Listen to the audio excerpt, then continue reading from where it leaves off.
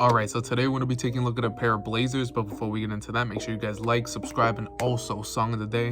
Gonna have to give it to King's Disease 2 by Nas. Amazing album, go listen to it.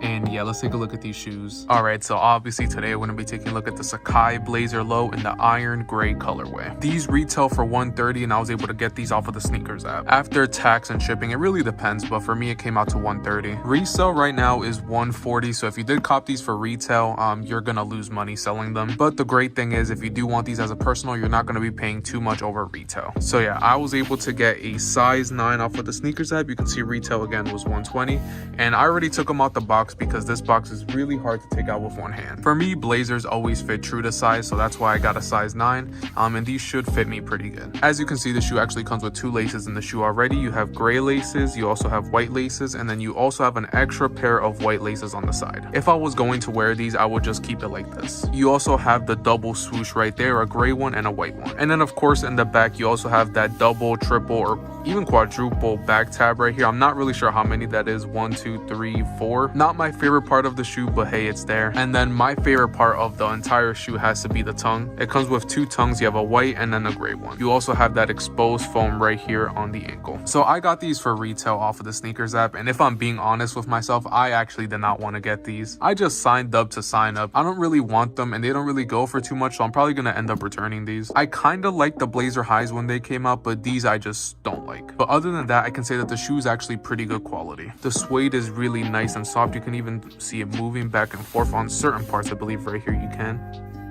The leather is decent. It's not the best, it's not the worst. And then the foam on the side obviously makes it more soft. Also, the shoe does come with white insoles that just say Sacai, and then one says Nike on it. So yeah, that's pretty much everything you need to know about it. I'm gonna just spin the shoe around for you guys so you can get a nice look at it.